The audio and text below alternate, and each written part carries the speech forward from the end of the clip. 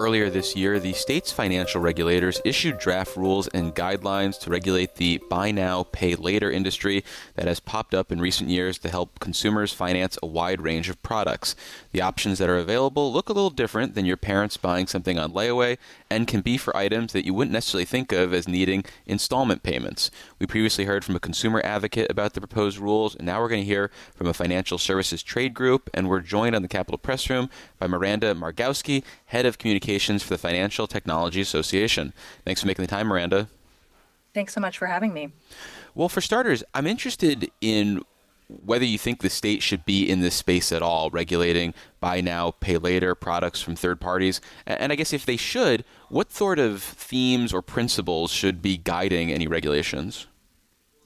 Yeah, David, it's a great question. And I might just zoom out a little bit Sure. to tell a little bit of the history of BNPL because I think it's helpful for folks who are learning about this product. So, around 2020, 2021, we had this product coming to the US. We've seen really increased adoption year over year. In 2024, we had around 86 million people using a BNPL product. That's gone up to over 90 million in 2025. And really what we're talking about with Pay in 4 BNPL is this is a product with some unique characteristics. So these are closed-end credit products, which means that unlike a credit card where you're approved to spend up to a certain limit, with each BNPL purchase, it is individually underwritten. These are installment loans that you pay off in 4 installments.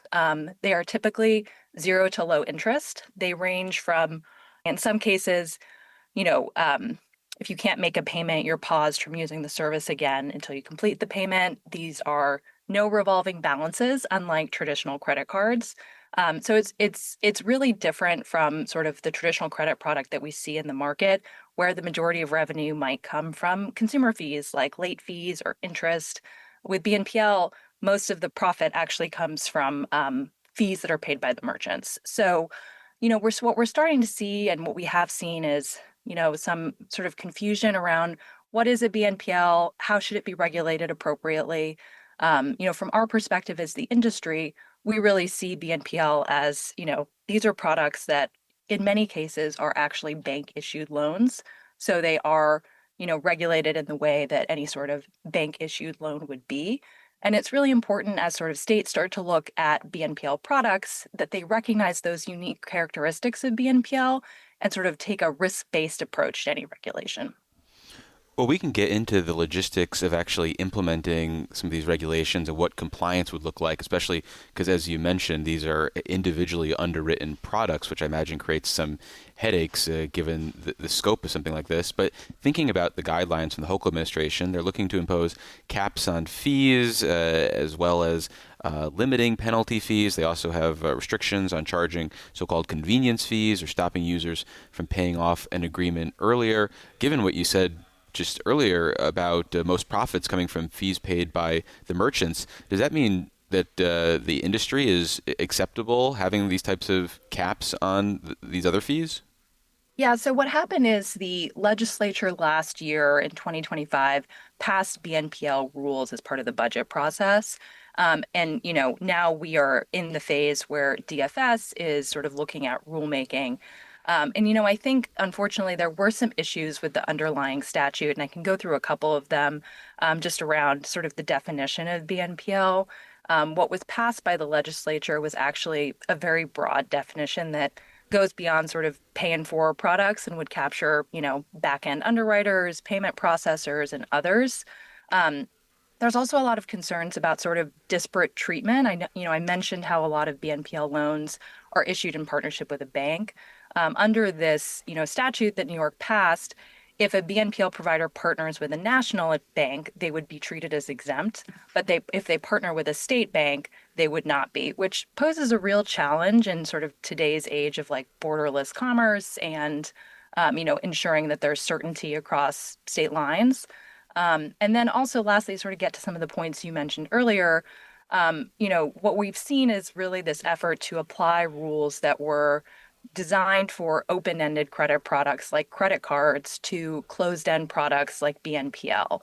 And so, our view is that it's really important to regulate the product as it is, and recognize the unique characteristics of, a pay in four loan. And it's really important to keep in mind as well, the average loan size for BNPL is very small. And this is according to data issued by the CFPB. The average loan is $135. We are seeing 96% of loans repaid on time in full. This is also data that was issued by the CFPB based on real company data, not survey data. So we're seeing that people are using these products responsibly in New York and across the country, and want to ensure that any sort of regulation for BNPL, ensures that people can continue to access these low-cost credit options, especially at a time we all know prices are on the rise. Things are more expensive than ever. So it's not surprising to see people want to turn to BNPL products to help manage their finances.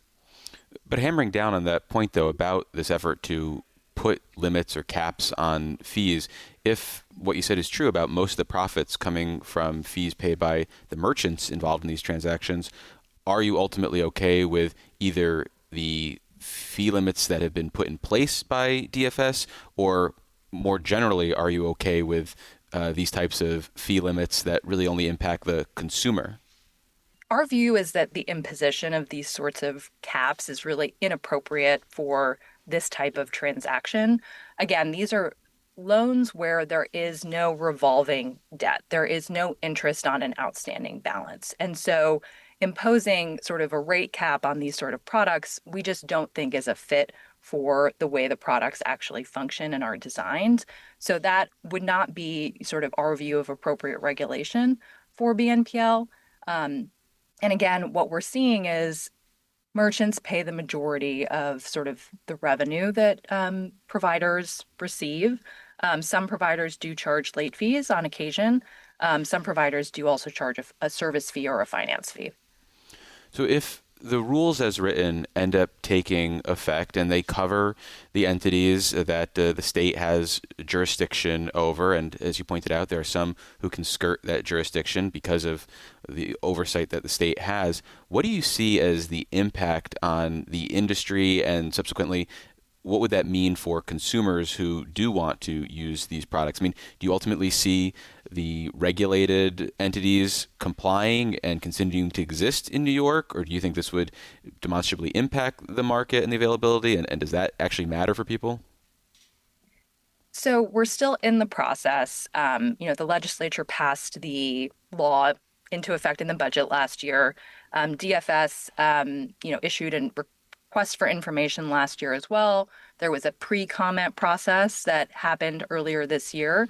And the next step in the process would be a formal comment process on the draft regulation, which we, expect will last 60 days when it opens. So, while we do feel like there were issues with the underlying statute, we participated in the pre-comment process.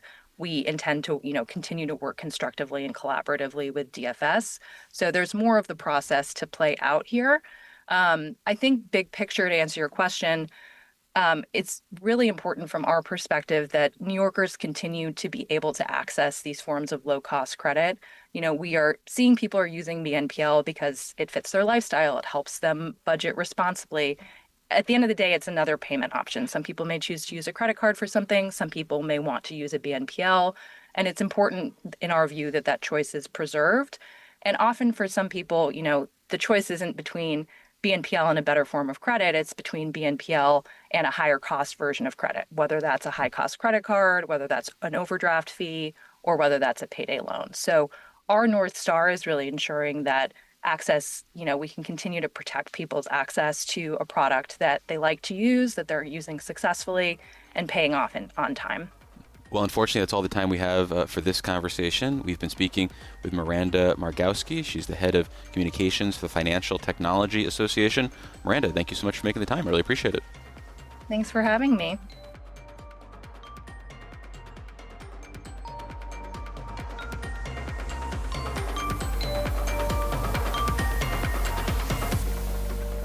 Support for the Capitol Press Room is provided by New York State United Teachers, a statewide union of nearly 700,000 professionals in education and healthcare.